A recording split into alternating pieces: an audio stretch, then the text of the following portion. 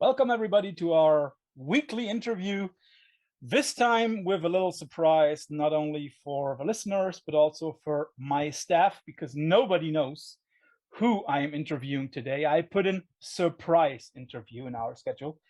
I'm very, very glad to have Ralph from Ultha once again here. Last time we spoke about his other band, Ropes of Night Tonight. Today, we, of course, have to talk about the new album. Ralph, thanks for being here. Well, thanks for having me again. It's always good to catch up. Yeah. Always a pleasure. You said catch up. So where do we catch you right now? In my workroom. Yeah. It's like my tiny office in my flat where I usually grade papers and write music. Yeah. I just finished grading papers. So now like doing hobby and job, going back and forth. I have to grade mine a few minutes later after our interview. So Ralph, it is some kind of coup d'etat, isn't it? You released the fourth full length of your phenomenal black metal band 2 days ago. How does it feel for you to have this done? Well, it's a huge relief that it's finally out, because it has been kind of a nerve-wracking endeavor to keep this thing all secret in times of internet and people wanting to be the ones to break the news. We had only a really tiny group of people know that this thing will come out, and they all kept it secret. And well, you are included in this. That's why we're doing this here. And I'm really glad that it worked this way. I actually spent the last days just Googling like the name of the record, if it pops up somewhere, because there's been one dude on Instagram who asked like, "Oh, I'm looking forward to the tour.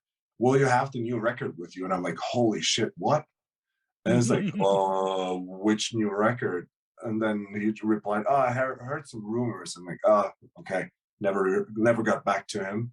So he's fishing, right? Yeah. I mean, I assume that some people at least like told others that there's a record coming, but it's not in the way, like it didn't, like there weren't a lot of questions or like comments just like, "Hey, how about that new record?" So I guess for most people on Friday, April 1st at 9 a.m., like at least for the ones that are always stuck in the internet, they were like, "What the fuck?" And yeah, that's exactly what we aimed for. So what I wanted, what I pitched to Stefan of Vendetta, and he kindly accepted my will. And yeah, so I'm proud. It's out.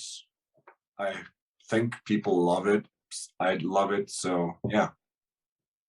I also guess that a lot of people at first thought it was like April Fools, but fortunately, we are talking about a very, very serious and very, very important record. But I want to ask something about Vendetta. You're returning to Vendetta.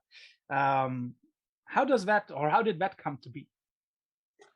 Well, we never fully left Vendetta. It's just like when we signed that deal with Century Media, we opted for only one record, because we didn't want to like fall into the trap of like a smaller band getting signed by a bigger label, completely falling flat, and then like getting fucked up and losing the rights to the records and shit and whatnot. So gladly, this whole thing that we got offered, a major label deal, happened at a time where we were adults and we like read a lot of interviews in the 90s and the 2000s. So when we had the chance to sit down with Century Media back then, and we told them we won't sign a deal for 3 records or something like this, because we got offered different major labels inquired, and they all had like these, you have to do 3 records, you have to play a certain amount of shows.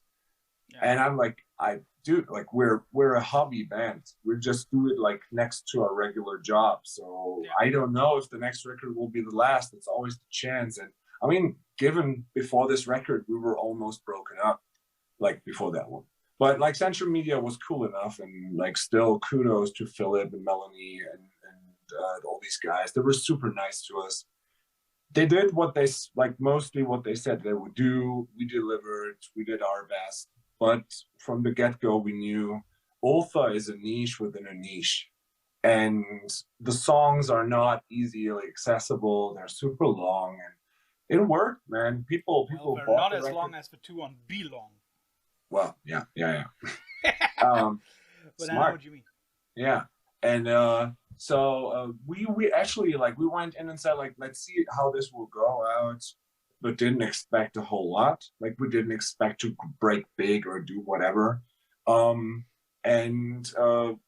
then the record came out, it did well, and well, after that, we just felt like it didn't really do anything for us. I think it just wasn't the right fit. And then we said, like, is it cool? Like, because they had the option to like ask for a second record, but since we're always like, we're like talking on equal levels, we said, like, is it cool if we just leave? And they were like, he was like, okay, man, no hard feelings, and it's all good. Still love those guys. And we always had the option, and that's what we had in our contract, that we could release smaller formats if Central Media says it's cool, with smaller labels like Vendetta.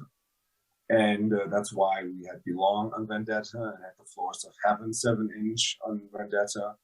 And then when we said, like, okay, the contract is done, it was just a natural step to go back to Stefan, because he's still one of our best friends, and Vendetta is one of the most authentic and cool record labels that are out there. Definitely. And it's a spirit thing, you know, like, it's, for us, it's always, we want to work with people we love and we respect. It's never like, Ultha is never about business. We don't care about business. It's cool that this hobby pays off itself. We don't have to, like, if we repair stuff, the band pays for it. That's cool. That's luxury for us. But we don't, like, we never expected to make money off this. And so with Stefan, it's like really open eye, one level conversation, and that's just the thing we aim for. Yeah. So, just to get this clear, I mean, like, you're a very professional band in the way you make music. That is not a question, and that is also, I think, has never been a problem. But you consider this like your hobby? Like, is this like what you do in your free time, in your leisure time, so to speak? Yeah, exactly. It's we all have like full-time jobs.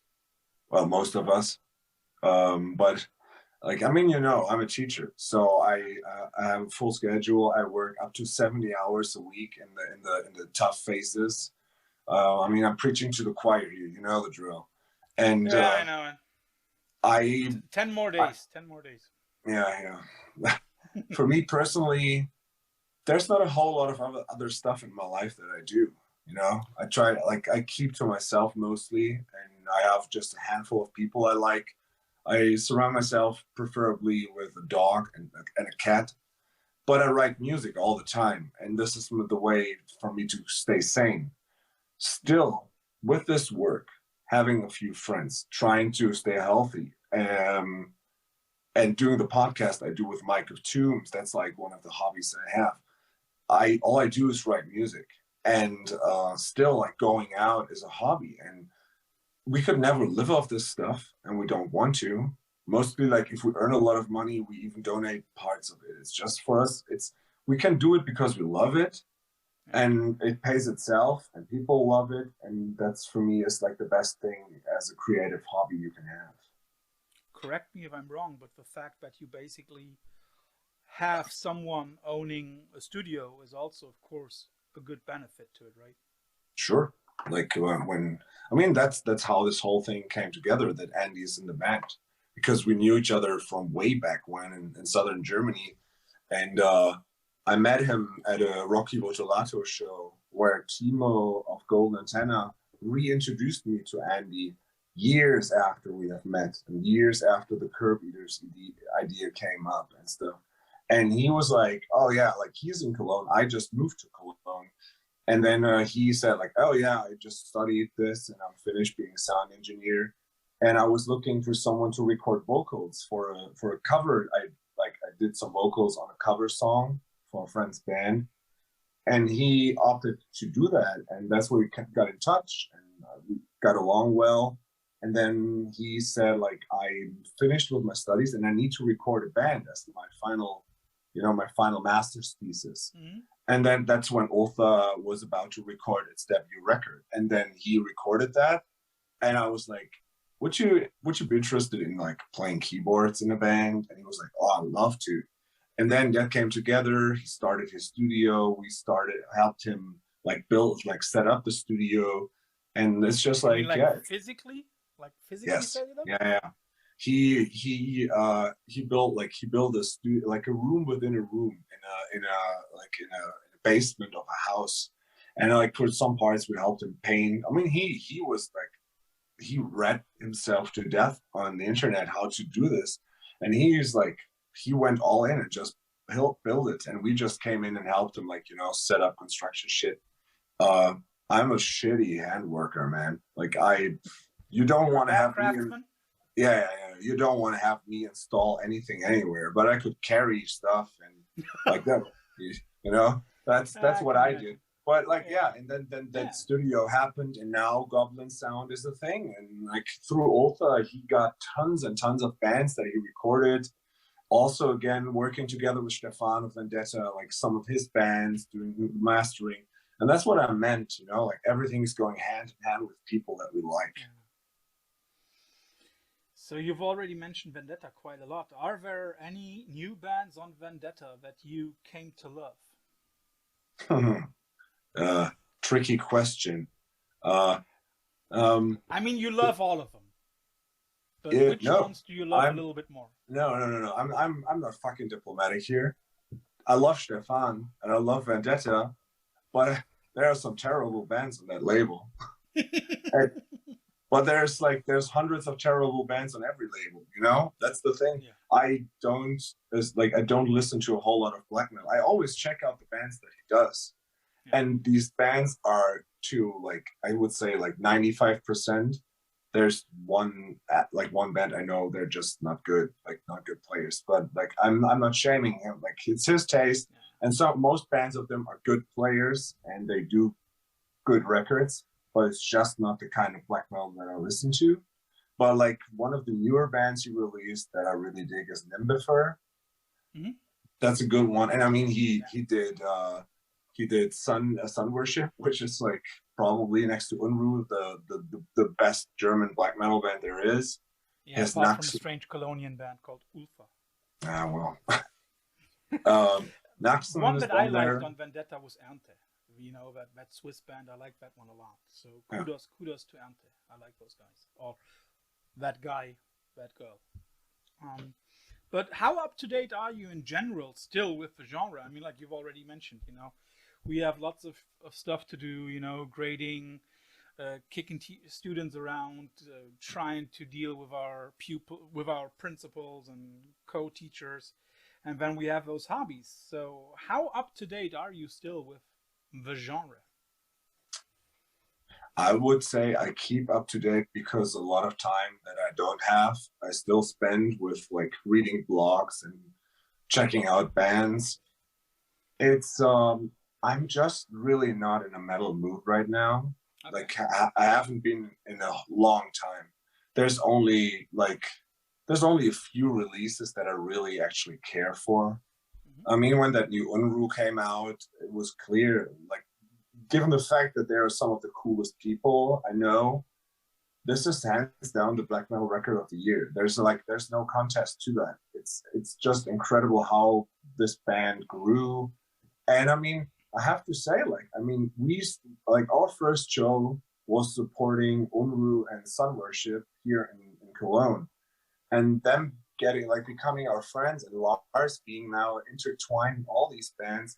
It's incredible. And we talked about it on the Ropes of Night episode we did, that the Dutch black metal scene to me is the most captivating and interesting right now. The Heresis Novi Magi label surrounding, just in general, more bands like Lubertas and Vervoed and all these bands. They're just great. I dig a lot of American stuff. One of the bands that is Vital Spirit. They're also in Vendetta. They will release something new, which is awesome.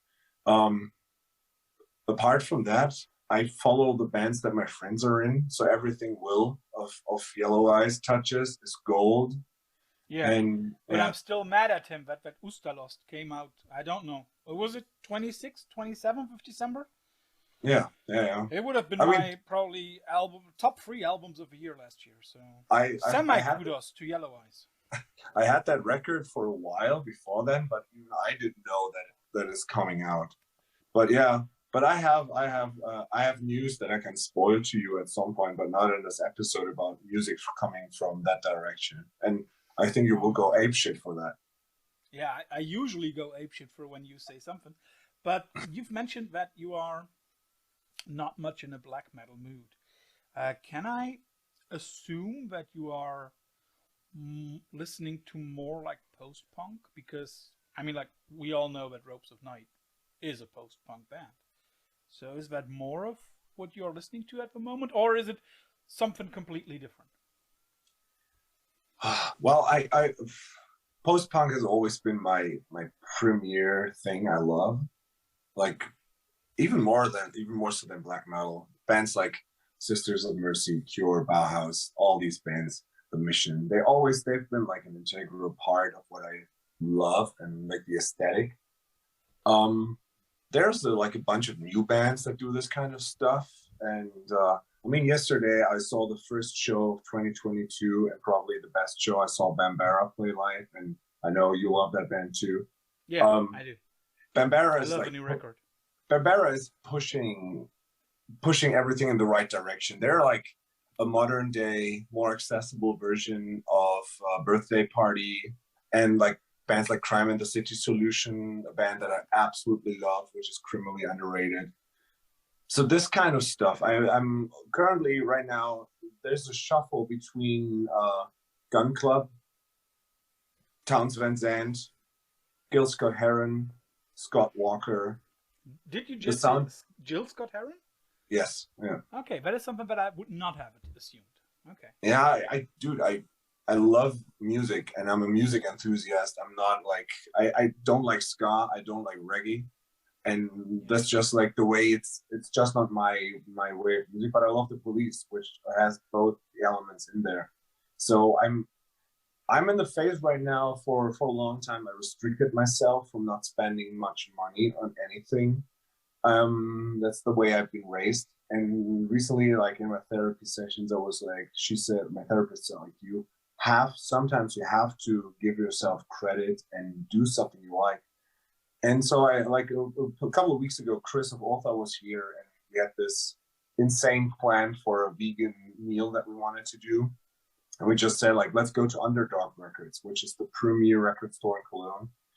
And I went there and I just spent 200 euros on vinyl with mostly bands that I hadn't heard the records beforehand. It was like browsing like I used to browse through music stores way back when. Yeah. And it felt like, so. I like this cover. Oh yeah, yes. I like this cover. Exactly. And there was like a lot of bands where I said like, okay, I always heard about that band. I bought the first 2 records of Tad, for example. And I mean, I'm a big TAD. Tad. Yeah, I know. I'm just wondering whether a nerd like you needs 2022 to happen to see how great Tad was. Dude, and still is. I mean, like Brothers of a Sonic Cloth. Yeah. Okay. Yeah, it's I just just feel like the guy from High Fidelity, you know. Like, yeah, but dude, I'm the same way. But it's just there's so much stuff, and I went and I never like just I had Helmet, I had the Melvins, and I love grunge and everything. I knew Green River and all these bands. Somehow Tad slipped me, and then it's just like bought these 2 records. Have like they haven't left my vinyl player ever since. So yeah, it's like I'm always obsessing about music and. Fun fact for everybody, and a question for you: did you know where Green River got its name from? Oh, I heard it once because Mike did a podcast episode and they mentioned it, but I can't recall it now. Yeah, so basically it's like the river in Seattle, but the scary thing about it is the Green River serial killer. So that's where they got the name All from. right. And it's really scary. Yes. But I love, like Green River. Yeah. To me, the better Pearl Jam predecessors than Mother Love Bone. But coming back to like black metal and the year of 2022, do you think that in its original form, is black metal still relevant? I mean, I predicted, I mean, you know that, and I do, like, we're almost the same age. We saw it firsthand. Everything repeats itself every 20 years. More Right now, my kids in school, they look like a clone army of Beverly Hills 90210. They have the same style. Like, if they wear their hoods and they walk away from me, I can't tell which girl is which one. I see just guys with haircuts like this. It's like everything repeats itself. And when the development was that, I mean, back then people were into kind of doomish kind of music. It was from the wave of Mastodon, Baroness, these kind of bands, and then like doom happened in a way, and then stuff. I think people call it down tempo, or called it back then. So you had bands like Amon Ra that kind of pushed the boundaries of this kind of genre. And then all the hardcore bands tried to sound the same way. There's like, and then that blended over when Wolves in the Throne Room happened, and they became like the black metal band for the left wing people. People like, I mean, there's two bands that I could name right now that I absolutely hate because they're just such opportunistic people that like, just like, oh, this is the trend, I'll do this right now. As I say, I'm not apologetic about this anymore. They're just like shitty bands that just follow trends. And then black metal happened. And, you know, this is, Wolves of the Throne Room came. And I mean, we talk about the phase of Two Hunters. And we're like, I don't know, 12 years later or something, 14 years later. And, something like that. And I thought like, okay, black metal will die out in like 4 years. And then death metal will happen, because then it was like death metal was before black metal, and I thought like, okay, death metal is the next step. It took longer. Death metal is the trend right now, and there's like 3 good bands and 500 bands that sound the same, but it's the trend right now. But black metal is still going, and I think the appeal that black metal had from the get-go will never die. You can water it down, and I mean, I've seen it watered down. I mean, I started listening to it in '93, and about in around '96, '97, there was nothing coming out which was original anymore. Everything looked the same. You had to have the image beforehand. You had to have the corpse paint going before you wrote the first riff. And we're kind of in the same phase right now, but right now people call it Instagram black metal. So you have like these kids from mostly hardcore background that record lo-fi black metal, which right now seems ridiculous to me, because you have to be really trying to get a record to sound that bad today. And there's still because of all the possibilities people have right now, right? Yeah, right. But it's just like, you know, like the appeal is still there, and people do it, and some of them are good, most of them suck. But like a band like Lamp of Murmur, they appeared, like the guy appeared, and he's from the hardcore scene as well. And he was someone that listened carefully, and he branded something, cool logo, like the same appealing black and white photos. The songs are good. And I mean, yeah, it's the same thing when I ordered my demo tapes from Poland in '94. Well, like sending like money in an envelope and sending it out and getting a tape. And it's kind of operating the same way, just you have the channel of Instagram right now, which makes it easy, and you have PayPal to send money around. But my point is, this genre and the appeal it has is so special, and I don't think you can kill it. Yeah, that's true. I think there is much more to black metal than we always think about, but I think you and I would agree that, as you already said, like trying to do black metal the way it was done 30 years ago, that's more like a satire to me, you know, like trying to sound as if you are recording with an 8-track and with like the shittiest possible guitars and everything, that is something that turns into a satire, a caricature, like a cartoon version of it.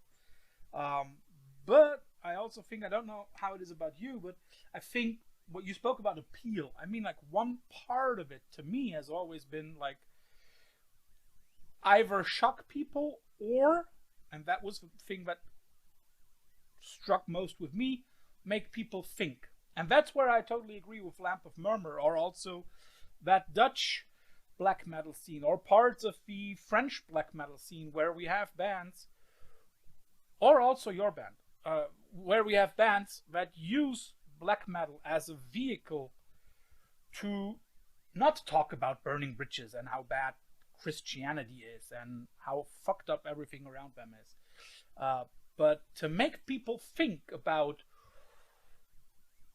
everlasting topics, I think. And we'll come to that when we talk about the lyrics on the new Ultha record. I just have one more thing, because also you spoke about corpse paint.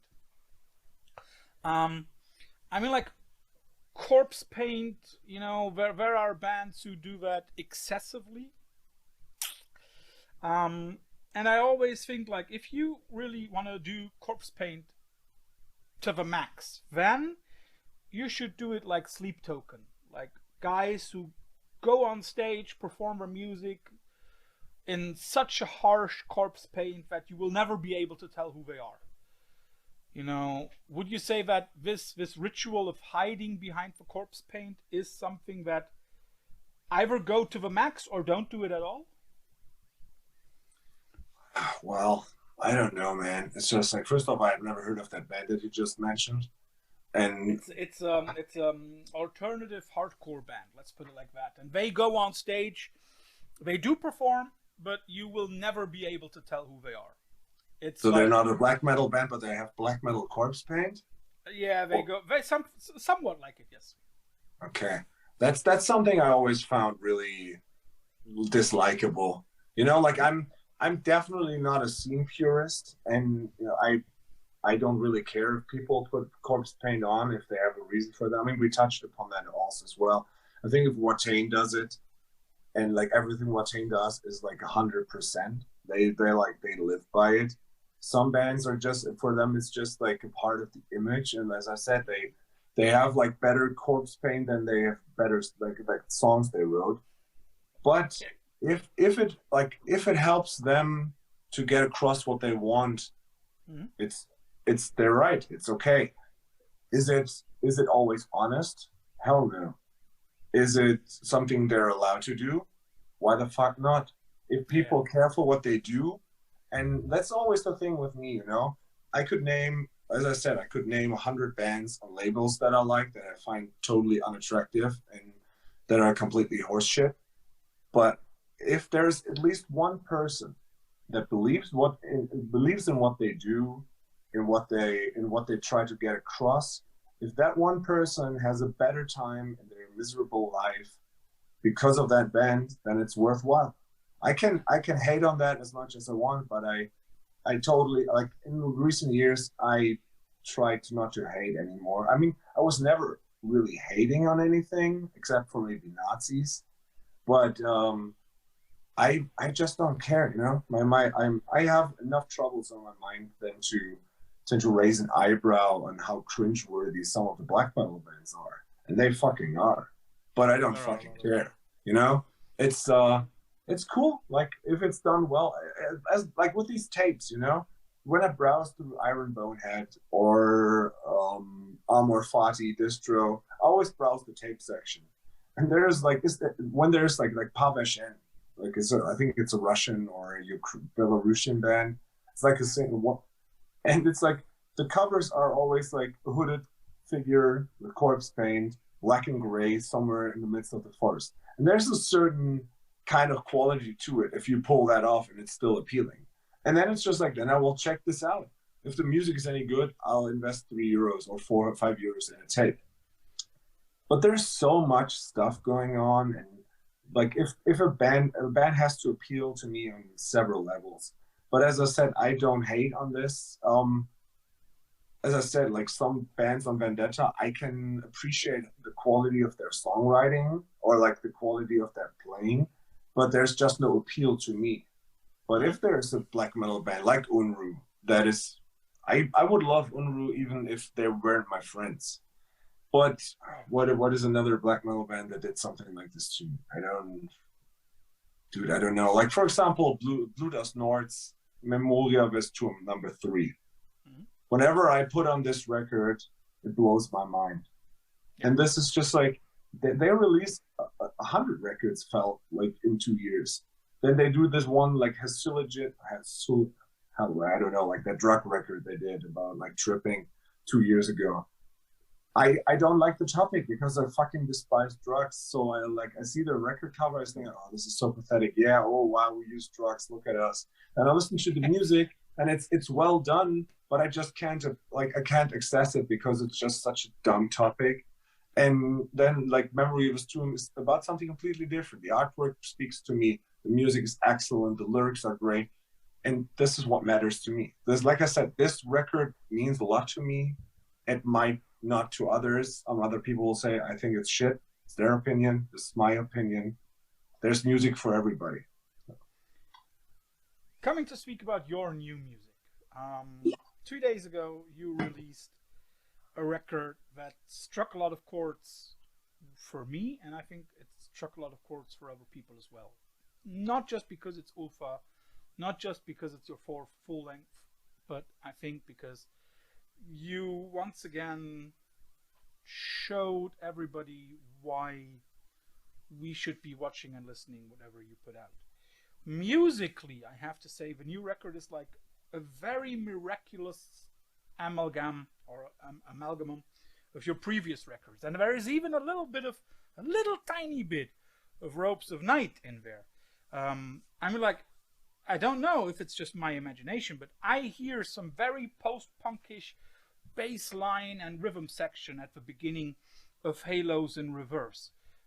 Is that just my imagination, or is there really a tiny fraction in there?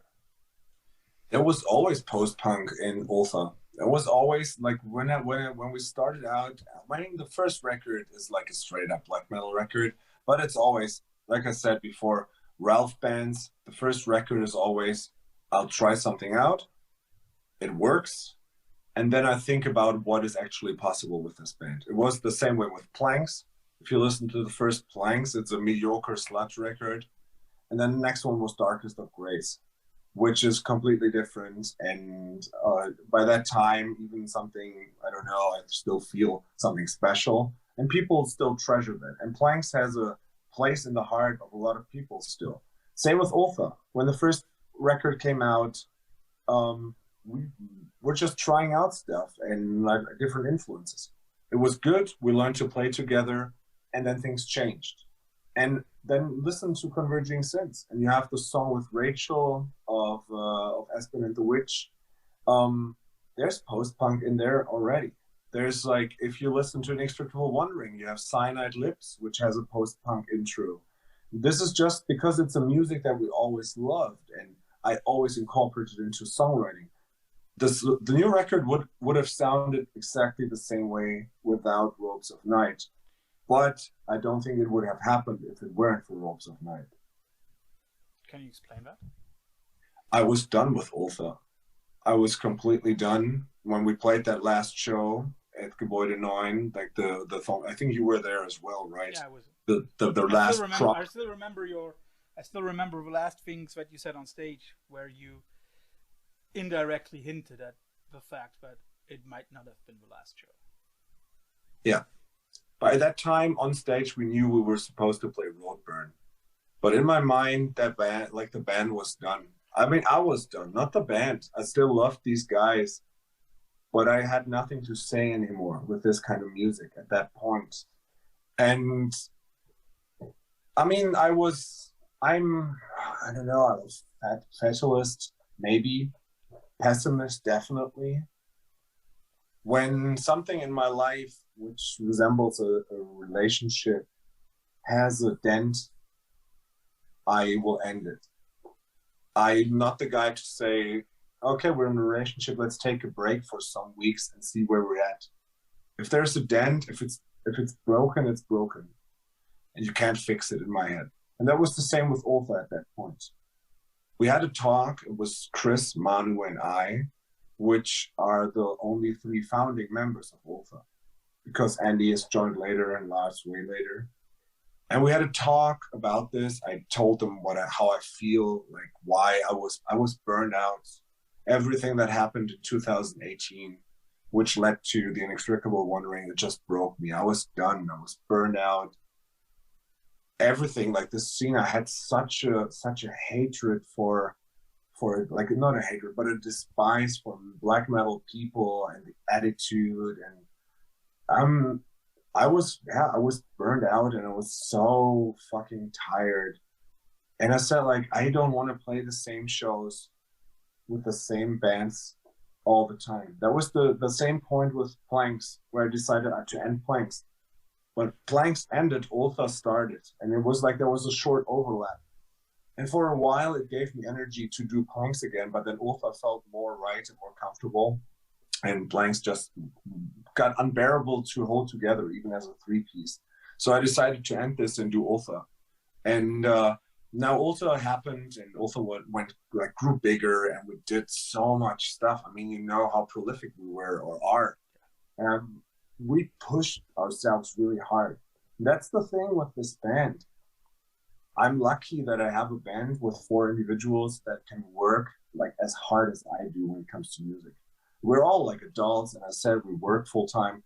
To go like a schedule the way we do, that you need to like some special people for that. And I like, and at that point, it felt like the perfect end. It was our anniversary show, and it was with such a special lineup of friends we got together, and it felt like the right way to end it. Before we like played that show, Chris, Manu, and I had that talk, and they said, like, why don't we just say we'll stop it for now, but we'll not post that we're done. Maybe at some point we'll go, like, we come back to this point. It was the first time in my life they actually convinced me, or someone else convinced me, to not follow my instinct of like killing stuff off that I don't need anymore. And then we said, like, okay. And it got me to a point of freedom in a way.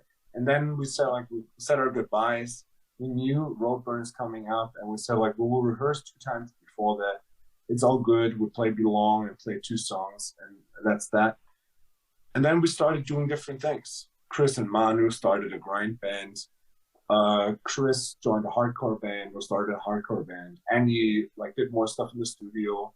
Manu has like several projects. Then I started Ropes of Night. The drummer left. Manu joined the band. We all did different stuff. We kept in touch briefly, but like at some point, I just felt I missed these guys, and I hardly feel a lot of things and don't miss a lot of people, but I really missed hanging out with these guys. And then we chatted, we talked about it. Then the pandemic hit, and the shows got canceled, and we were like, but we got in touch more. And we said, like, should we maybe try stuff out? And then Floors of Heaven happened. And writing these 2 songs and recording these 2 songs showed me, okay, there's still something I have to say. And I love these guys, and I want to have this band. And in the pandemic, we got so much love from all around the globe. I mean, Ultha is a tiny band, but like the people that found Ultha and love Ultha, they reached out. I mean, there are people that have my lyrics tattooed on their body, like the way I have tattoos of Woven Hand or of New World Army in these bands. And that's crazy. And people supported us. And I was like, maybe there's something I need to do. And I have to say, I don't like the Inextricable Wandering. To me, that record was a big mistake, and I can't listen to it. And to myself and for the fans, I said, I can't go out with this record. I need to do something else. And then we started writing. And now I think we just released the best record this band to this date could have put out. Would you say that you are now in a state where you have 2 bands? Yes. Because we've been talking a lot over the years, and it always seemed to me, just like you said, I have 1 band. When it's done, I have a 2nd band. When it's done, I have so now you have 2 bands. Okay. Yes. That is very interesting. That is a new stage for Mr. Schmidt, I have to say. Polyamorous. Polyamorous band relations. Yeah. Well, and there is even a bigamy in it with you and Manu. Ooh. Speaking about your drummer Manu, I always love his drumming, and especially in the connection with Andy's production and mixing and everything of it. Would you agree that on this record, the two have arrived at their most versatile yet? I don't want to say whatever happens in 2 years or so, but for this moment, this sounds to me like the peak Manu Ultha sound. Interesting point. It's funny that you say that, because like I'll give you a metaphor about this in a second. First off, the thing is, what changed is, I mean, we always do, like, if you see our discography, we have 4 full-length records, but we have a lot of EPs, splits, and whatever. For like, ever since Andy and I talk about sound and stuff, we always say it's a great idea to do small recordings with like songs to try out stuff and see if it works or not. Yeah. For example, when we did Dismal Ruins before Converging Sins, that was the pathway to the sound of Converging Sins. We did Dismal Ruins 2. There always fails splits, by the way. So Dismal Ruins 1 was supposed to be a split, which fell through because the other band didn't deliver. The Dismal Ruins 2, same thing. The sound of this Dismal Ruins 2 is terrible. Like that one song, I still like that song, but I can't listen to it because the sound is so weird. But it helped us to develop the stuff we wanted to do with The Inextricable Wandering. I love the sound of The Inextricable Wandering, but still have like a problem with the record itself. After that, we did Belong, and then we had another plan for a split, which again fell through, which ended up being the Floors of Heaven 7-inch, and that helped us to write shorter songs, because we said, like, if we do something else, there won't be a 20-minute song on there. And we will try to. Now you have a few songs way over 10 minutes. 10 minutes, not 20. Yeah, I know, but and also it's like 4 songs, right? No, the longest one we have is 11 minutes. Yeah, but they're always 3 or 4. Yeah, 3 or 4. But but there's no Fear Lights the Path. There's no Constructs of Separation with 20+ minutes. And that was the idea, to keep it shorter. And that's what we did, like with the new stuff. We condensed it. The other records were like, spread it out as far as we can and see if it works. This one was condensed. But going back to Manu, do you remember that band Perth Express? Okay, that's already the wrong phrase. I heard the name, but I couldn't place it anywhere. Eastern German band. They came out the same time my old band Hellstrom came out, my crust band. Perth Express are hands down one of the best German quote-unquote hardcore crust bands, which they transcended this genre. They're like not hardcore, like they're not, you know, like hardcore kids or not like crust kids. There were kids that knew music, and they sounded like a rocking version of Mastodon, but in a good way. They blew my mind. They had one of the best drummers I've ever seen play. Rocco, Eastern German kid. He looked like a German punk kid, you know, and like more a crust. This guy could play the living hell out of anything. They took a break at some point, and he started a new band with the guys from Trainwreck and 244GL called Glasses, which was like a rock and hardcore band. He played drums, and I remember, like, in the process that Mark, the guitar player, said, Rocco, you have to turn down your playing. There's too much going on. This music needs room. It doesn't need 500 fills. Because in Perth Express, he was playing fills all the time. For Glasses, they had to teach him to keep it down. For Ropes of Night, I had to like trim Manu's playing and say like, reduce it, even further, cut this out. And then he didn't have the proper time he usually has to prepare because he had so much on his plate. So his drumming in its key element for the new record was more basic. I mean, he still does crazy ass shit and he's an excellent drummer. but it's not as excessive as it was, but therefore more on point. And that's with the whole music. And I think that Andy and that was the thing that we wanted. And Manu delivered, and that's how this record came together, because it was the first thing we recorded was the drums, and then we constructed all the items on top of that.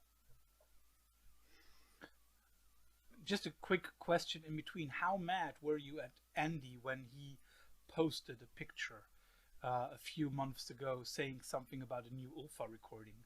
Yeah, I was like, yeah, I mean, we talked about it, but sometimes things slip. But then I thought, like, the people that, I mean, I knew how long it will take until this thing gets released. Yeah. And I think he took it down afterwards. And I said, like, just don't post it was anymore. Up for a day or two or so. Yeah.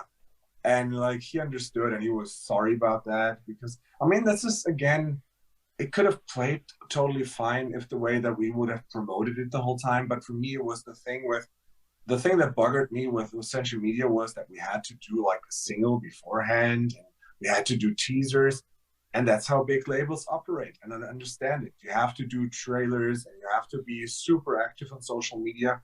More than 2 interviews. Yeah, and like, I mean, I did about 60 interviews for the Inextricable Wondering. Not even half of them I've ever seen back. And then when I talked to Stefan about the new record, I was like, dude, do I need to do an interview with Metal Hammer Portugal? Who gives a flying fuck? Like, if people in Portugal know our band, cool. If there's someone like spreading the news, cool. Would I love to play Portugal? Hell yeah. But it's not likely that this will happen. Germany is our base. Benelux, like the Scandinavian states, they know us, and we get offers from there, and that's cool. But Ultha will never be bigger than it is right now. That's why I said, like, Stefan Promo won't do anything.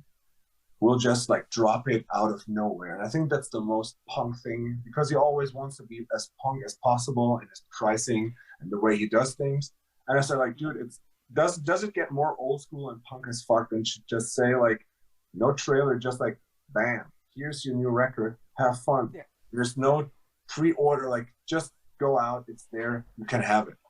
Yeah, and I mean, like, we both still remember those early post-millennium years when all of a sudden, bam, there is a new Radiohead, and bam, there is a new Nine Inch Nails, and we all went apeshit about it. Yes. And I think that is also like a very, very interesting point, you know, like, promo can only bring you up to a certain point. The quality of the music has to give it. Has to be there. That is something that you guys definitely achieved. And see, if I kind of, like, let me just interrupt you right there. There's bands that we know, and they share every fucking review there is. Yeah. They get like 2 likes out of it on social media. No one reads that. Yes, I appreciate if people take the time to write a review. I totally do. But most outlets, they just have to release reviews for 100 records a month, and people don't pay attention. And Ultha is a band, you need time to figure this out. And if people now want to do a review, they are people that want to do a review for Ultha because they like the band. Yeah. You know? Of course, man, the Visions magazine was always good to us, and certain other fanzines always were good to us. But do I essentially think that it will change a lot of, like, that more people will find us? I don't know. To me, word of mouth, that's how you do it. Quality, like Bambera, dude, like yesterday at that Bambera show, there was at least 40 people that I totally brain fucked with this band ever since I saw them, like, and they were like, shit, man, you told me about them. They're the best live band. I'm so grateful. It's like, yeah, cool. And that's how you do it, you know? And if now people share our record, which happened quite a lot, I'm really grateful that that people have trust and faith in us, and they say, like, listen to this record. And yeah, that's the way I want to do this. You know, I mean, like, I know you live in Cologne, my hometown, so I listened to your record, and I don't know why, but all of a sudden I had the image of grand, dark spaces. I'll also explain why. It sounded to me as like it was like there was something architectural in those songs. You know, it sounded like mighty churches in Cologne at night. You know, I don't even want to say Cologne Cathedral itself, but maybe also like a smaller church like Maria im Capitol. They can be, at night, they can be dark as hell, and they're scary, like really scary, colossal, giant buildings. And yet, and that's also something that I found in all of the Ultha records, and also especially on this one, there are always those small rays of light. Is that something that you intentionally do? Like, I mean, like, we're talking about black metal, of course, but there is always like some little ray of light infiltrating your church. It's that small beacon of hope. That's my robe of night. You know, like that's where the name comes. It was supposed to be Robes of Light, but there's already Veil of Light as a band. Now there's Veil of Sound as a music magazine, and I always have this, like, I don't know, like, you know, I listened when we started Ultha. I was listening to Massive Conspiracy Against Christ from Against Life by Leviathan. I was listening to the Lurker of Chalice record. I was listening to a lot of Ashbore, Exaster, Weakling. They're all dark and bleak as fuck. I forged my musical writing for this band from the things that these bands did. But I was never able to pull off to write something as dark as they did. My writing always just has this notch of hope. It's miserable and it's dark, but it's not depressive. It's like, to me, I'm not a suicidal guy. I'm depressed and I'm sad a lot of times, but I still laugh at stuff and I go out, you know, and that's kind of the oxymoron in this kind of music, you know, like writing stuff that is dark and sad, but it gives you, a lot of people say, like, listening to our music gives them hope to go on and helps them. That's true. I can totally see that. And the metaphor that you used with like a dark place with a ray of light, to me, my music is always night drive music. That's always the test that I run. When I drive in my car alone at night and open the windows, especially like when it's a bit warmer, not as freezing. I mean, I actually did this in the video for another closing door for Ropes of Night. You have these night drives that Ivan filmed in black and white. And that's how kind of like my life is always, I always have the feeling that I'm in a car and someone else is driving and I just see the world passing by. And it's mostly like too fast and too, I can't control it. But there's always these beacons of light somewhere, and that's the stuff I grab to.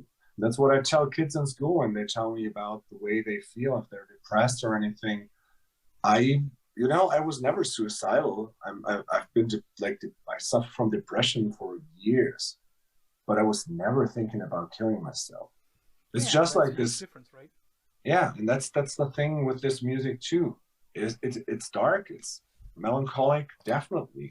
It's atmospheric, and like the grandiose thing, the grandiose aspect. That is what I want in music. I want to write movie soundtracks that are written by a post-punk band, played by a metal band. That's kind of what I try to do. Very interesting metaphor. I know that this record shall be the ending point to a trilogy that you started with Converging Sins. So your records 2, 3, and 4 shall form a trilogy. Can you explain the idea behind this frame? It wasn't there from the get-go. Like, I didn't plan on doing it in the way. I knew if I continued writing in concept records, and I kind of started this with planks, and at some point I just liked the idea to write around one topic. And the first record, as I said, is like trial and error thing with like topics from all over the place. And then Converging Sins was born from decisions that I made, like poor choices and failures from my past that caught up to me. And that's like the thing around revolving like the sins, you know, like that you did stuff wrong and it eventually will catch up to you. And then I saw, like, by the time I wrote this record, this was already like in the past, but it just like haunted me. And I was already in the next phase where these things that happened had consequences on my life and raised the fear of the future in me even more. And then I did like committed even more like poor decisions. So like Converging Instance led to the Inextricable Wandering, where it was just like what happened in 2018, which I won't go into detail, but it's like this is the breaking point in my life. And this completely fucked my life, and I didn't know what to do. I didn't know where to go. I had no feeling of home with no one, nowhere. And I was like, I felt like a marionette without strings attached, just falling through the weeds. And that's kind of like the idea of the cover artwork for the Inextricable Wandering. And the whole record itself is like crazy up and downs in the way it sounds. It's hectic, then it's slow, and it's bleak, and then it's more light. And so it was a crazy time, and this is like a crazy record. So, and it will all revolved around the feeling of fear, the fear for the future, and don't know what to do. Like, I don't know where I am, what will happen.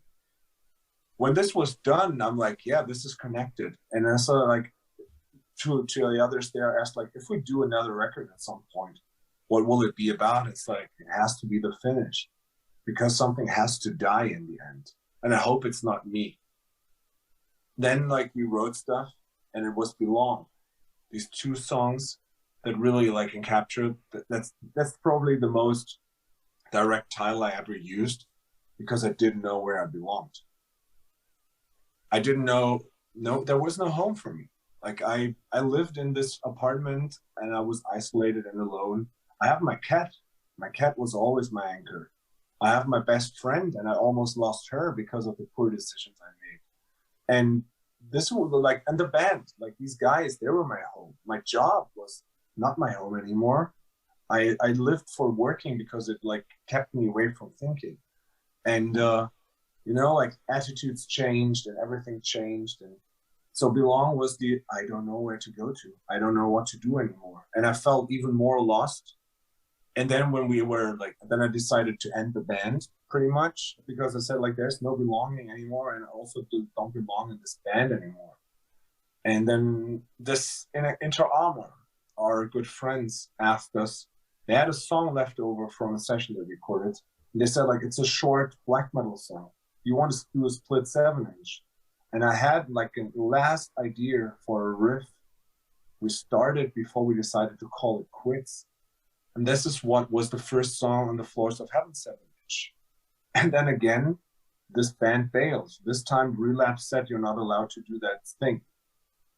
And that's why I don't want to work with big labels, because they can say, no, you're not allowed to do something with your friends, which sucks. And so we decided to write a second song, which is connected. So we said like, okay, let's do a 7-inch. And I thought about it, and it's like, okay, we're doing this now. And I have the feeling that this band will actually continue. And what does it lead to? It leads to the death of something. And Floors of Heaven literally is like the image of like you're knocking on heaven's door. Not on heaven's door, but on the ground porch. So you're like, you know, the metaphoric, something will happen on the other side. And then I observed all the time, you know, I go out and I sit there, listen to music, and see what people do. In school, I see what people do. The pandemic happened. People around me died and went crazy. I lost friends because they just turned into complete assholes who were like, had opinions that I couldn't stand for anymore. And these questions, I saw like stuff is dying around me. Things in me are dying. And that got me to the idea of writing these songs where every song is one aspect of life that is passing and that will never come back properly, eventually leading to your own death. So, Ralph, you said that something had to die, but you never had the feeling that it's you who is dying. So this is the final step in the trilogy, but if it's not you that is dying, and it's not the band that is dying, is it something? Is it something that died that was never living, like something non-existential, non-material thing? that was dying? I mean, yeah, like there's no actual song about actual people that died in my life. The very last song, I rewrote the complete lyrics after a good friend of mine, a very close friend of mine, lost a dear one, and I saw him struggling with this death. And we had a lot of talks about this, so it made me rethink this. So, is it me dying in the end? No, not now, but probably in the future. So, compared to the other two records, they were stuff that happened in the past and I worked through. With this, I feel this record, I'm in the middle of it right now. You know, that aspects that I described already died or are dying. And in the end, at some point in my life, there will be an end. There will be death. That's inevitable. That's like, besides that, and breathing and the blood running through our veins, that's what everybody has in common if you're a human. And I'm 43, no, 42 now. I always forget. I don't think a lot about death, but like a lot of people that I know have passed, and like also like elderly people. But you think about death and you think about what will happen when you die, and it's not like in a way like, oh no, what will happen? Who will be there? What? But like you ask yourself questions, and I kind of like that's kind of like the idea of the last song on the record. Yeah.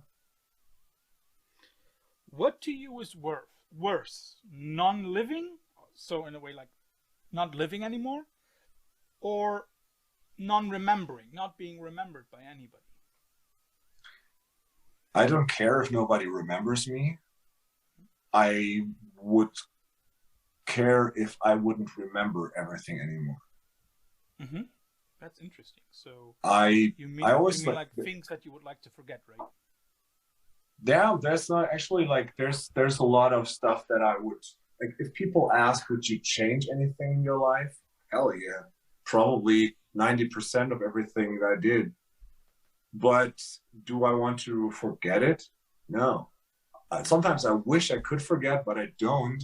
That's why I want to get a tattoo saying I remember everything. And you do know that that is a line from La Dispute, right? Yeah, I know. Yeah. Okay. Cool. Yeah. It's like still, but the quote itself is great. Yeah, even the band is terrible. Well, that record itself is perfect, but that record is awesome. But I mean, like, yeah. I know that you are somebody who likes to have control. Is that also something that scares you about death? You know, the inability to control death itself and what comes after? I don't care, dude. When I'm not here anymore, when I left this mortal coil, I'm done worrying about shit. I mean, I have to give up like the thing. Like people talk shit about me all the time.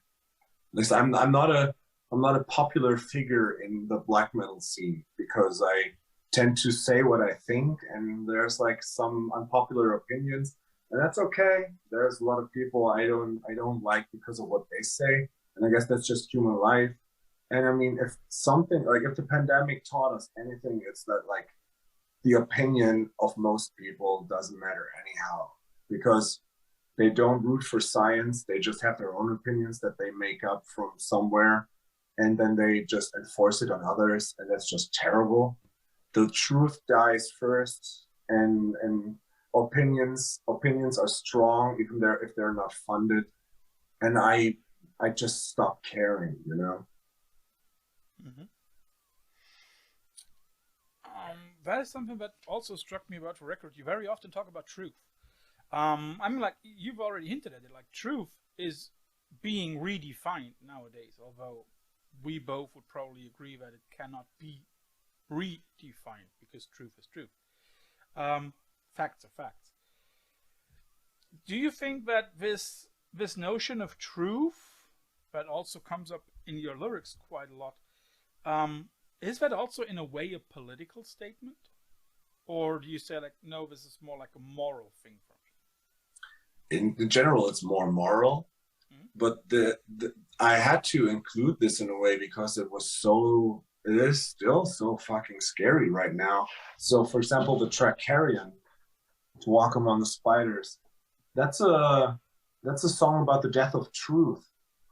That's actually that's the idea of the song, is about that nowadays people try to dictate what your truth should be. And I mean, what you said, facts are facts, truth is truth. Yes, facts are facts, but truth is not always truth. Everybody has his or her own truth. There's a certain degree to truth that you can prove. And that's what I still root for. The thing is, people are, like, in the pandemic especially, they make up their own truth, and they don't base it on facts anymore. And that's the problem I addressed there. And the media, again, that's also a nod to the inextricable wandering topic of fear, that the media likes to strike fear. I mean, look at everything that happened. We went from, in 2 years, we went from Black Lives Matters, anti-vax, storming the government in America and Germany, people completely, like, demonstrations on the streets where people try to voice their opinion, which is their given right, but they do it in the company of Nazis and, like, some conspiracy theorists. And now Putin is waging war completely based on lies and manipulating the truth because he controls the media. This is fucking scary. Yeah. We basically went from, in those 2 years, we basically went from scientific sanity to fake news dictatorship. At least insanity. Yeah. Yeah. What I also like about the new record is that sometimes you play with the notion of time, or with the idea of time. Let's put it like that. What would you rather agree with? The German band Slut, who once sang, "Time is not the remedy, time is just an enemy," or would you agree with the Pumpkins, who said, "Time is never time at all, we can never ever leave"? I oppose to agreeing with a band that's called Slut. It's just like, okay, but still, I think the line is interesting. Time is not a remedy, time is just an enemy. Death created time to grow the things it kills. What I counter with that. That's a nice one. That's also a song title of ours, and it's quoted. It's a quote from True Detective, and yeah, I basically, I would always say agree with the Pumpkins, but they have a better term for when it comes to time. Remember the song they wrote for the Batman soundtrack, the shitty one with George Clooney? Oh, yeah, I know the song. The end is the beginning. The end is the beginning, right? The end is the beginning is the end. Yeah. And that is the thing, always, everything is always going in full circles. And that's kind of the idea here. Yeah. But yeah, I mean, of course, time can be your enemy, and time is running out for all of us. We're all mortal. And I see that all the time. And I mean, in this life, I won't change to being a pro athlete anymore. My back is fucked. I'm like, my hair is turning gray. So I could say my best days are behind me, which I won't, because I don't know, like, I don't know what's to come. I don't give a shit, but it's just, time is a weird thing, and time is a flat circle most of the time. I have to ask you this because of being a teacher. I mean, like, when I look at your lyrics, the lyrics for the new record, for example, there is something that I really like about them. You never try to throw around difficult words. You know, the words are very often, I don't want to say simple, but they are not overly complicated. Still, you are able to arrange them, those simple words, in a very, very deep and, yeah, gratifying way, so that we have to think about it, and people, you know, they get a lot of, or I at least get a lot out of it. How difficult is it for you to write those lyrics? How much time do they take? First of all, thank you. The lyrics are super personal always, and they're, to me, very important. And I have the feeling that a lot of bands don't care about lyrics anymore in the way. True. They're difficult.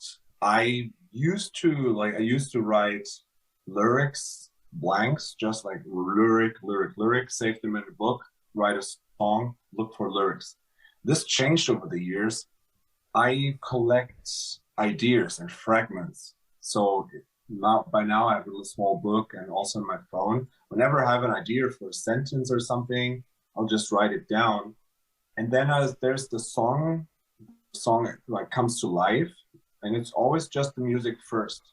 And then I sit down and listen to it, think about what I want to say, what feeling I have, and then I look for quotes. And then it starts out with one quote that I use, and I try to build a rhyme.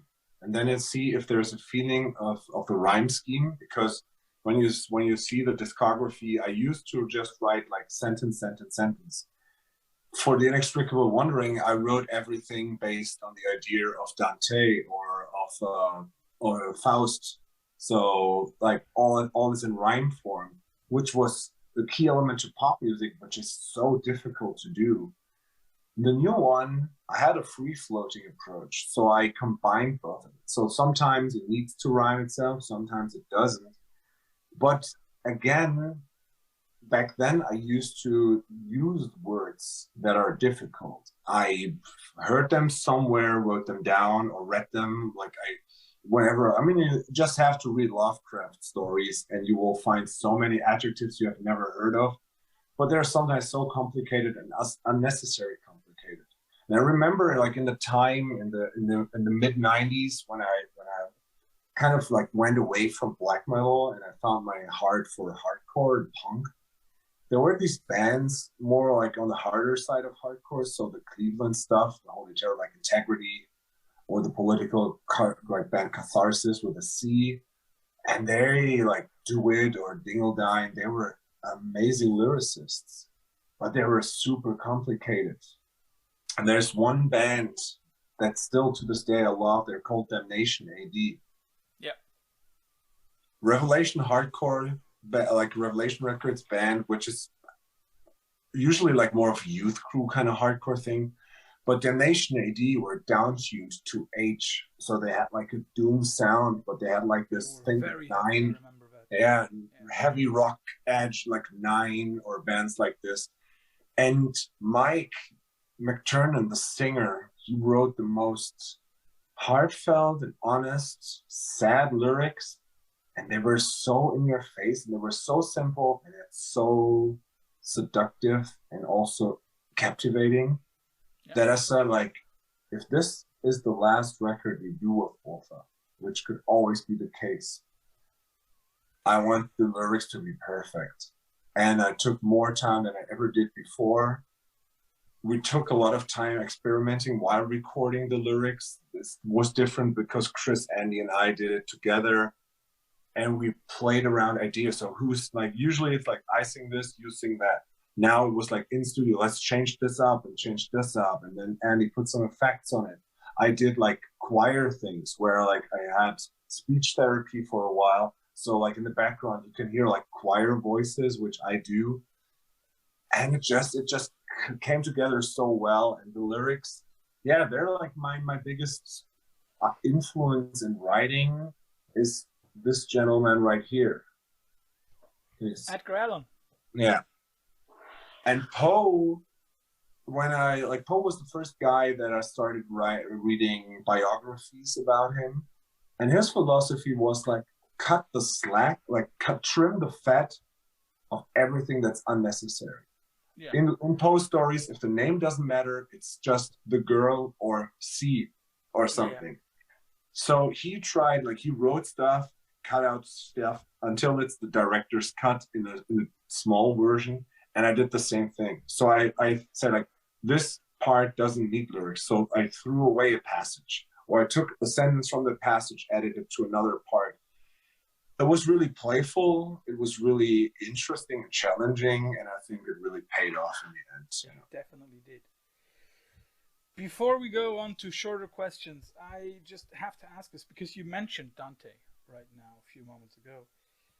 To me, whenever I think of Dante and his, of course, opus magnum, to me there are always three possible positions. Either you're still going down, or you're at the bottom, or you're going up again.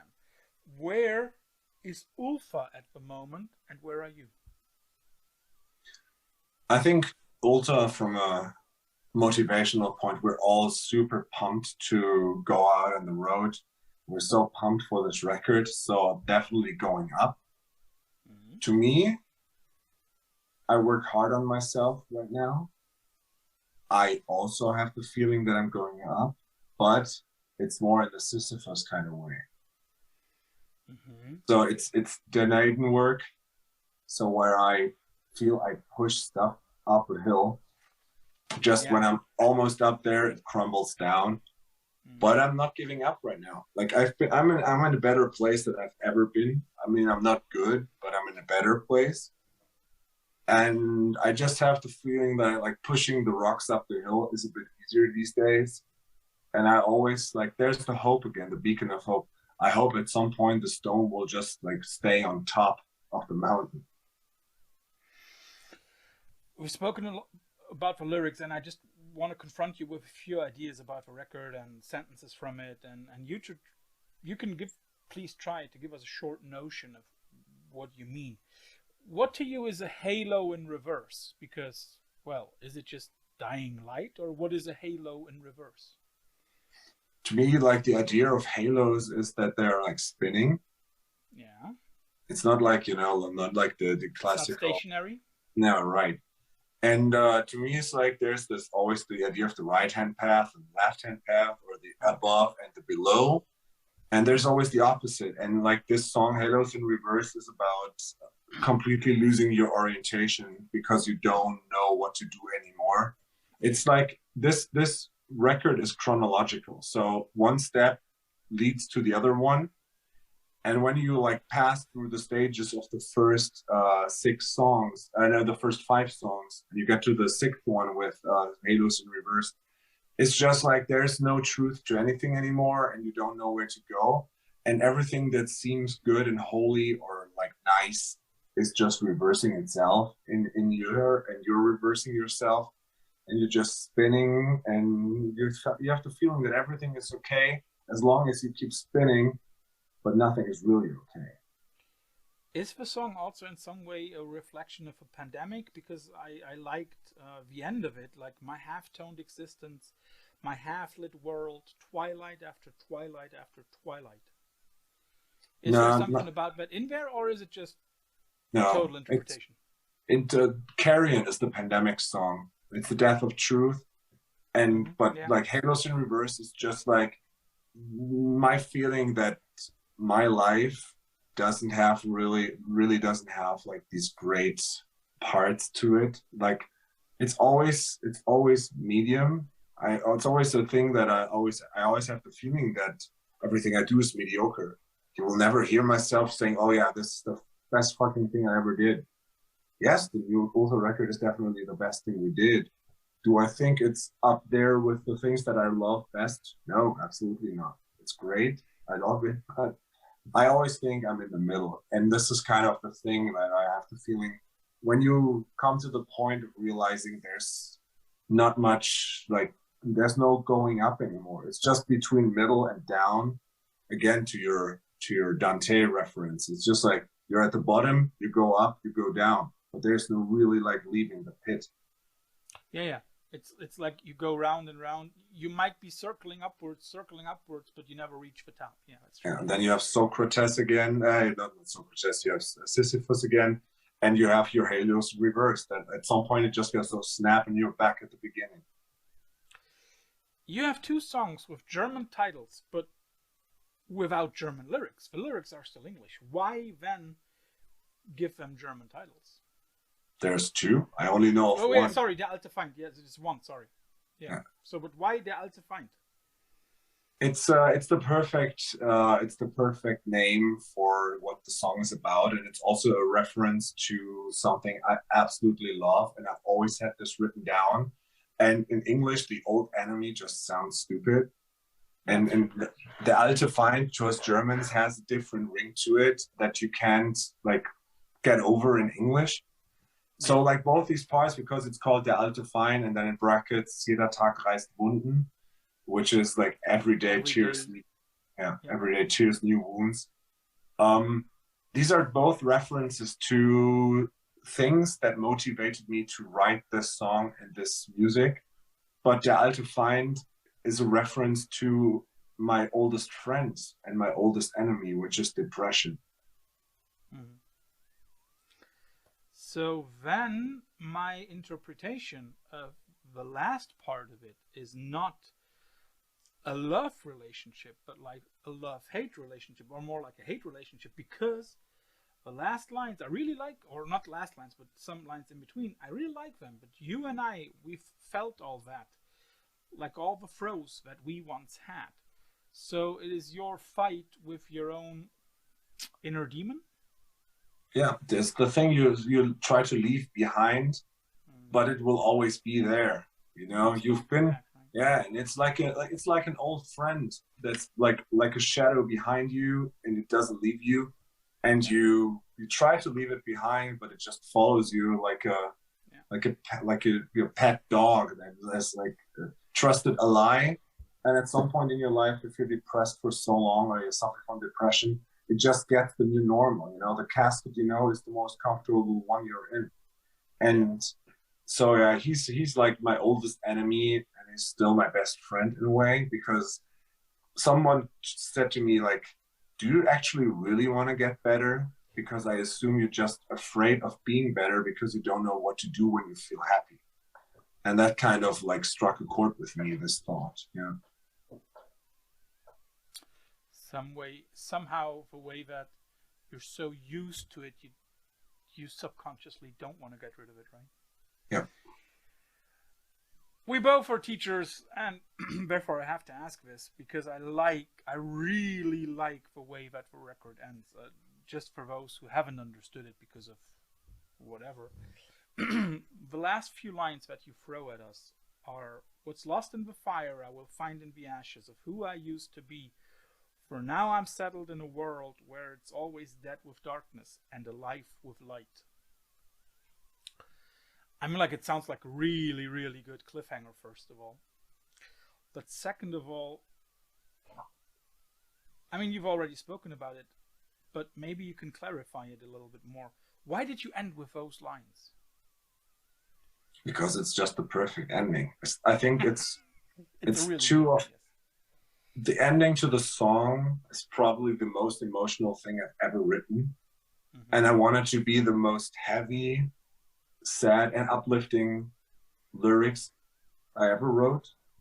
And then, as I said, the lyrics to Red Scorched the Moon, I completely threw them away and rewrote them after the tragic death of the friend of a friend. And this just poured out of me because it was the feeling that I had, like, upon losing someone I really loved. And sadness and death is always bringing you to the point of absolute darkness. It's the worst feeling you can have, or one of the worst feelings you can have. But there's also light in this, because life changes after that, and you can make something of it. And death surrounds us, and death is probably also our oldest enemy or our best friend, because it's always there for you, and it comes when you expect it the least. So for me, that was like, I am alive, and I'm not dead yet, and it's a world that I sometimes feel is full of darkness, and at the same time, there's so much beauty in this darkness. And I mean, yeah, that's the place where I write music from. And pretty much these two lines, they sum up what Ultha is, what this record is about, and how I deduct music and lyric writing. So it's probably the best ending I could have written. Thank you very much up to this point. We, of course, have a few quickfire questions, and I also had to check that with our last interview that we did so that I didn't come up with any double takes. Let's make it quick. White light, white heat, white trash, or white light, white heat? Social D versus the Velvet Underground. White trash to heaps and a bean by NoFX. Ooh. No, but in the other case, social distortion. If I had to choose from those two, it's social distortion. For me too. I'm glad that I came up with the next one, because you already hinted at it. Ringworm versus Integrity. Integrity, always. Okay. Jawbreaker or Jets to Brazil. Oh, I hate both. I think the next one is very easy for you. Townes Van Zandt or Johnny Cash. Townes. Mm-hmm. Townes is. I love Elliott Smith, and Townes Van Zandt is the spiritual godfather to Elliott Smith. True. And Johnny Cash, legend, absolutely stellar. But Townes is closer emotionally to where I am. I also always have a feeling as if Townes is a little bit more timeless. I think Correct. For a lot of the songs that Johnny did, they are bound to the point or to the time of their creation. Tarantino versus Scorsese. Scorsese. Mm-hmm. The new Pattinson Batman versus the Batman with Christian Bale. Bale. I think I would have preferred the Pattinson one if Bale Batmans wouldn't exist, but I think it has too many flat parts. It looks better, but then again, like the enemies are not as cool as the other ones. I don't know. It's just like I loved it. They're both awesome, but the Christian Bale ones are excellent. Stephen King versus H.G. Lovecraft. I mean, I have to say Lovecraft. I was just confused. Did you mean H.G. Wells? It's like H.P. What was it? H.P. Lovecraft. Yeah. Howard Phillips. No, definitely. Like Lovecraft. The other one on my arm. He's here on my back. Yeah. Now we can see it. Yeah. Your favorite poet, not prose writer, but poet. Jochen Distelmeier. Ooh, for all those out there who don't know, Jochen Distelmeier was the singer of a very elegant German indie pop band, I would say, Blumfeld. Yeah. And he wrote some very, very good lyrics. That's a very interesting choice. 2 more to go. Favorite beginning to any book? Like, what is the favorite beginning of any book that you ever read? The Swarm, Thomas Schätzing. I could use House of Leaves, or I could use Blood Meridian or anything like this. Also, or like short stories from Poe, Lovecraft, or Ligotti. But it's just The Swarm. It's one of those books that I actually didn't want to touch. But Thomas Schätzing is like one of these pulp writers. Schätzing, right? Yeah, Frank. Frank. Yeah. And The Swarm is just like, it has everything I love. It's about deep sea, and it's about weird fiction in the deep sea. And it's just like this opening scene, the first few pages, that I remember reading this. I was like, oh my god, this is my book. And yeah, I would love to have like a better, cooler answer to that, but it's like that book. Yeah. Well, as you're also living in his city, that's acceptable, I would say. By the way, if you want to read anything by Schätzing about our town, read Tod und Teufel. That's a very good one as well. Okay. Last one. I know what would be your first answer. It would be Cape Fear. But what is your second favorite De Niro? Taxi Driver or Raging Bull? Or none of them? If I had to choose between those two, it's Taxi Driver. If you had any choice? Father of the Bride. No. Let me think, man. My favorite. I mean, yeah, I guess Angel Heart. Okay, that's a good one. Yeah, because I knew that your first one would be Cape Fear. That is obvious. Hands down, one of the best movies ever. Yeah. Yeah, in both versions, I would say. I mean, like, the old one is very, very good, but De Niro puts his stamp on that second version. It's so good. It's really, really good. My friend, it was awesome having you on the show again. I always love those conversations. All the best with a new record. We'll see each other soon in Wiesbaden. for everybody else, if you haven't listened to it yet, for 2 days ago, the new Ultha record came out. It's amazing. It's gonna be in a lot of album of the year lists because it's just good, even if a guy on the other side of that line wouldn't say so. Ralph, thanks for being on the show. Dude, my pleasure. Should we at least mention the name of the record once, because we haven't done it the whole time? Well, then say it again. Say where everybody can find it. It's up for you. Yeah. So first of all, thanks, man. Always appreciate our talks and conversations. It's been a pleasure doing this twice now. Yeah, Not the the new last record, hopefully.